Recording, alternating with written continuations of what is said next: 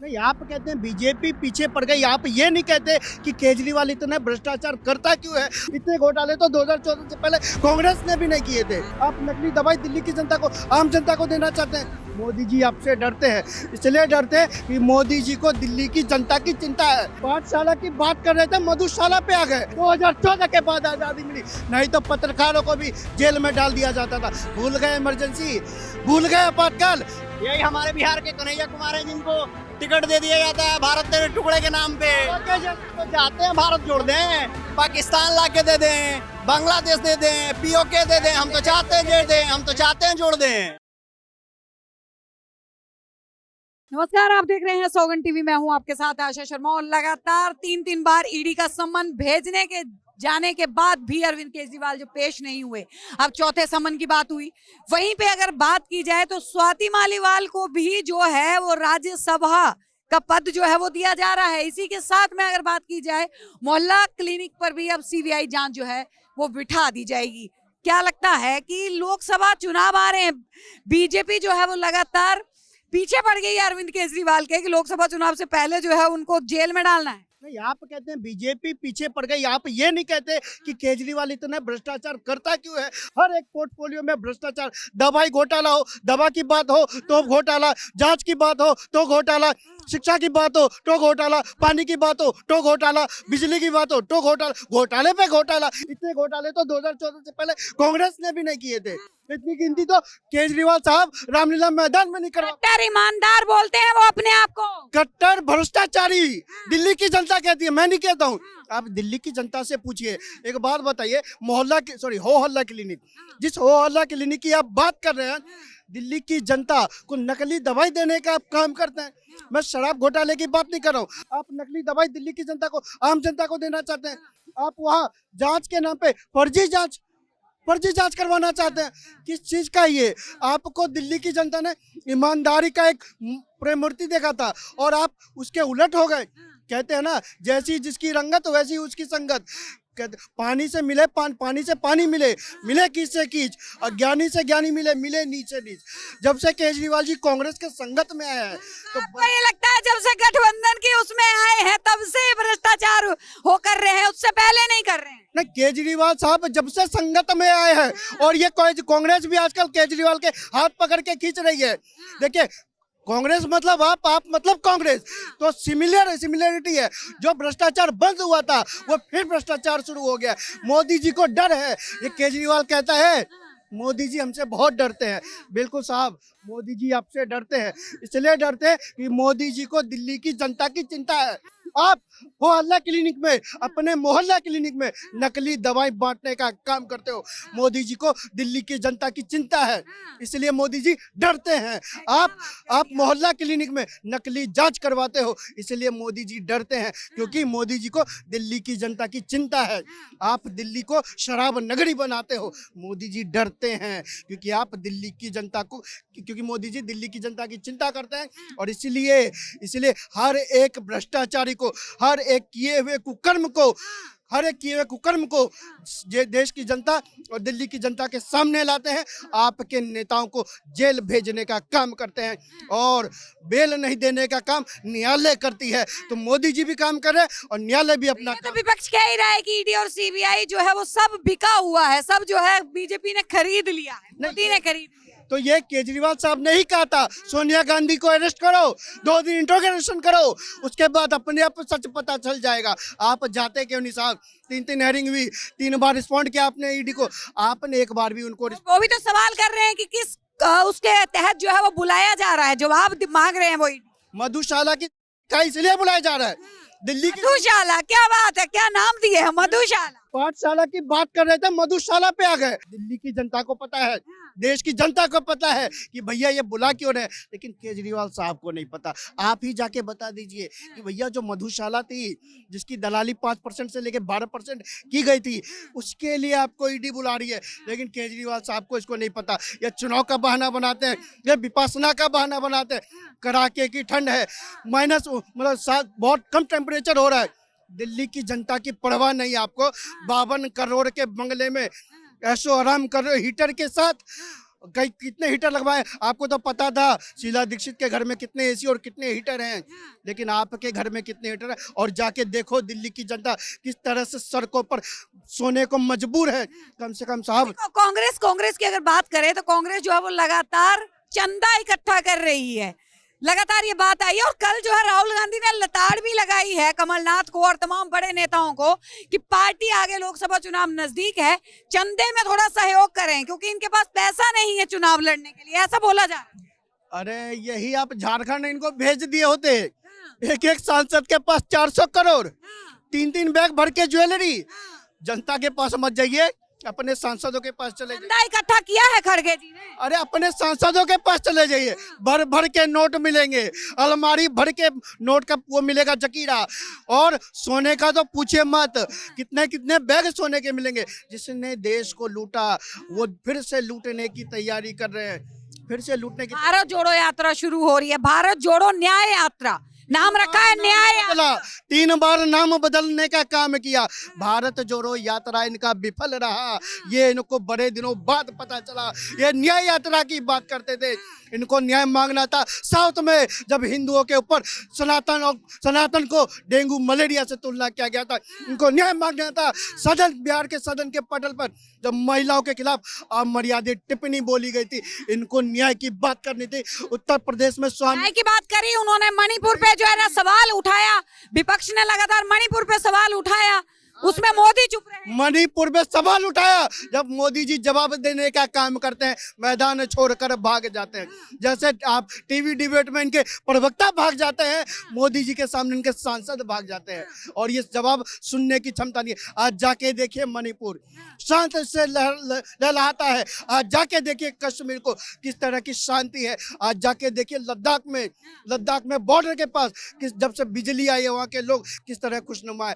मोदी जी ने काम किया है, और काम के नाम पर वो जो राजनीति करते हैं। काम के नाम पे राजनीति कर रहे हैं, काम के नाम पे बात कर रहे हैं। आप कह रहे हैं कि राम के नाम पर राजनीति नहीं, राम के नाम की कसम खाने वाली भाजपा थी, राम के नाम की कसम भाजपा ने खाई थी। और मोदी जी तो सारथी है, मोदी जी तो प्राण प्रतिष्ठा करेंगे, प्रधानमंत्री मोदी करेंगे, उसके अलावा कोई धर्मगुरु नहीं है। शंकराचार्य ने बोला हम खाली बैठ के ताली बजाएंगे वहाँ पे। तंबू में थे राम जी, और तंबू उखाड़ के महल में बिठा दिए, मोदी बिठाए सुप्रीम कोर्ट से। तो मोदी जी ने बिठाने का काम किया। क्या 2014 से पहले सुप्रीम कोर्ट नहीं था? राम की आप भी मानते हैं अभिनेत्री कंगना रनावत की तरह कि 2014 के बाद आजादी मिली? आपको 2014 के बाद आजादी मिली, नहीं तो पत्रकारों को भी जेल में डाल दिया जाता था। भूल गए इमरजेंसी, भूल गए आपातकाल, याद कीजिए। और जाके अपने पुराने जो वरिष्ठ पत्रकार है उनसे जाके पूछिए, सलाह मशवरा कीजिए, उनको किस तरह से जेलों में भरा गया था। और याद कीजिए 2000 तो मोदी भी तो वही कर रहे हैं, जेल भरो आंदोलन, एक एक करके सारे नेताओं को ईडी का समन, सीबीआई की जांच, उसके बाद गिरफ्तार भ्रष्टाचार के मामले में। और याद कीजिए 2014 पहले जब बाबा रामदेव जी बैठे थे, किस तरह से भ्रष्टाचार एक हाहाकार था, और कांग्रेस के शासक ने रामदेव जी को आधी रात में किस तरह से लाठी मारने का काम उनकी पुलिस ने किया था। और आज सलवार पहन के भागे थे, वही वाला बात। और आज देखिए बैठे रहते हैं, चाहे पहलवान हो चाहे किसान हो, उनको एक लठ तक नहीं बजाना, एक कुछ किसी को छुआ तक नहीं जाता। और आज मोदी जी कहते हैं आप सरकार के खिलाफ आपको हमला बोलना है, बोलो आप हमला, लेकिन आपको सरकार छुएगी नहीं। ये बदलाव है। किसान सड़कों पे बैठते हैं, मोदी चुप रहते हैं। मणिपुर में जो है मोदी चुप रहते हैं। किसानों ने जो है कानून वापिस करवाए, जीत हुई किसानों की। अब जो है ट्रक ड्राइवरों की बात करिए आप, वही किसान परेशान है। आज अब किसानों से जाके पूछिए, उनके लिए जो व्यवस्था की गई थी कुछ नेताओं ने, ट्रक ड्राइवरों ने भी विरोध किया। अभी आपने देखा होगा, 2 दिन पहले की खबर है, लेने पड़े कानून, अभी लागू नहीं हुआ। जिसका बेटा घर से घर वापस नहीं आता, उनसे उस माँ से पूछिए जाके उसकी क्या व्यथा होगी। जिस बहन का भाई वापस नहीं आता, एक्सीडेंट में मारा जाता है, उस बहन से पूछिए क्या व्यथा होगी इसमें। मोदी जी ने आम जनता के लिए कानून लाया, वापिस क्यों ले लिया, लागू क्यों नहीं किया? मैंने कहा ना, राजनीतिक मंशा, राजनीतिक षड्यंत्रकारी। लेकिन जनता जानती है, देर नहीं तो आज नहीं तो कल देश की कानून आएगा। देश की जनता, विपक्ष कहता है तानाशाही। देश की जनता, कि कुछ वीडियो दिखा रहे हैं। देखिए देश की जनता मोदी जी को जानती है और वो जानती है कि चाहे किसानों की बात हो चाहे कोई भी कानून आए, वो देखिए, आप कानून- मुझे बताइए वीडियो देखिए। वही आप देखिए, वही चीज कह रहे हैं आज। जवाबदार है इसके लिए, कौन जवाबदार है? ये जो वीडियो में आप देखो ऐसे चंद लोग होते हैं जो कि सुसाइड करते हैं, लेकिन उसका मतलब ये नहीं है कि सभी को एक ही चीज से जो है ना सभी की तुलना करनी। नहीं, इसके लिए भी मोदी जी जवाबदार होंगे ना भाई। आपके हिसाब से तो इसके लिए भी मोदी जी जवाबदार हैं? क्यों? कि आदमी को कमाना है नहीं और मेरे को सुसाइड करके मरना है और घर वालों को क्या कहना है कि मैं तो मोदी जी ने मुझे परेशान कर दिया। ये क्या तक हुआ? बेतुक की बात है। लेकिन अब एक बात बताइए, जिसने मरना है, जो सुसाइड कर रहा है, ट्रक ड्राइवर को 10 साल की जेल और इस तरीके के प्रावधान, इस तरीके के कानून जो है वो लाके दे रखे। नहीं, देखो सरकारें जब कानून बनाती है ना तो सरकारों में वो भी आदमी होते हैं, कोई भगवान तो है नहीं, अल्लाह खुदा तो है नहीं, उनसे भी गलतियां हो जाती हैं। तो अब उनमें कोई कानून में कोई खामी रही तभी वापस लें, वरना नहीं लेते। मैं आपको बताऊं, ऐसे ही जो है किसान आंदोलन के वक्त जो है वो कृषि कानून भी वापस लिए थे। नहीं मैं तो ये कहता हूँ, देखो उनका कितना बड़ा दिल है प्रधानमंत्री जी का। मैं प्रधानमंत्री नहीं होता, अपने आप को प्रधान सेवक बोलते हैं। प्रधान अपने देश के सेवक का कितना बड़ा दिल है कि गलती करके जनता से माफी भी मांग लेते, भाई गलती हो गई। किसी से भी गलती हो सकती है ना। अब देखो कानून गलत नहीं थे वो, लेकिन चूंकि समर्थक तो नहीं है, कम से कम एक आतंकवादी समर्थक तो नहीं है प्रधानमंत्री। इनसे मिलो आप। यही कांग्रेस की सरकार थी जिसमें यासीन मलिक को प्रधानमंत्री आवास पे बुला के उसका सम्मान किया जाता था। यही हमारे बिहार के कन्हैया कुमार है जिनको टिकट दे दिया जाता है भारत तेरे टुकड़े के नाम पे। अटल बिहारी वाजपेयी जब प्रधानमंत्री थे तो किसने छोड़ा था आतंकवादियों को? आप बताओ, कौन सी सरकार थी ना? किसकी सरकार? नबी आजाद कौन थे? गुलाम नबी आजाद कौन थे? गुलाम नबी आजाद कौन थे? आतंकवादियों को कब छोड़ा गया था? आतंकवादियों को कब छोड़ा गया था? अरे जनता के लिए, देश की जनता के लिए छोड़ा गया। आप बताओ किसने छोड़ा था कंधार में ले जाके? कभी देखा है किसी को बीजेपी के गवर्नमेंट? किसी एक को बता, किसी को भी बताइए ना जिसमें बीजेपी के गवर्नमेंट में प्रधानमंत्री आवास पे आतंकवादी को बुला के उसका सम्मान किया जाए, मुझे बताइए। आतंकवादियों को ले जाके कंधार में छोड़ा था जब प्लेन सैनिकों के सर किसने काटे थे? सैनिकों के सर किसने काटे थे? सवाल है उनका। देश के सैनिकों के सर कब काटे गए थे? याद करो, मनमोहन सिंह के शासन के समय। कम से कम शर्म करो। में होता है, हर शासन में होता है। ये जो उस कुर्सी पर बैठता है स्ट्राइक जानता है। स्ट्राइक होता है मोदी के शासन में। एयर स्ट्राइक बाद 26/11 जैसा हमला होने के बाद मनमोहन सिंह जाके अमेरिका में बैठ कर रोते हैं। यही सरकार है। सुनो, जब ये देश आजाद हुआ था ना, सुई से लेकर प्लेन तक ना, नेहरू जी ने बताया था, लेकिन सबसे ज्यादा कमेंट इस समय उन्हीं के ऊपर हो रहा है। नेहरू के ऊपर सबसे ज्यादा कमेंट हो रहे हैं। नेहरू जी ने जो किया ना उसको मिल गया है। पाकिस्तान भी तो नेहरू जी की देन है ना। पाकिस्तान बताएगा वो कैसे?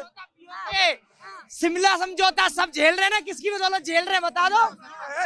तुम लोग ऐसे ही बात करोगे तो एक पाकिस्तान और बनेगा यहाँ। ऐसे ही शिमला समझौता नेहरू की देन किया उसका इनाम उसको मिल गया है। अपने से भारत रत्न लिया है वो भी नेहरू के कारण।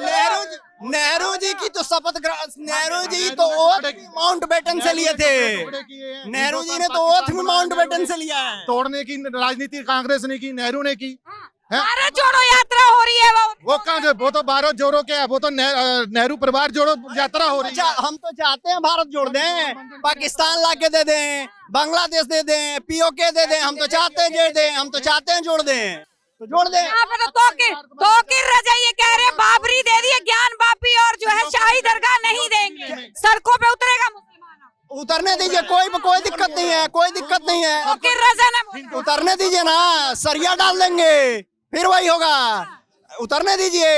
हमने एक तरह से एक नहीं आप ही बोल लीजिए। सड़कों पे उतरने की तो बात दूर है, अपने घर से बाहर तो निकल ले। अब कहाँ चले गए सारे लोग? अफजल हम शर्मिंदा है, अफजल हम शर्मिंदा है। कहाँ गए सारे लोग? कोई घर से नहीं निकल रहा है।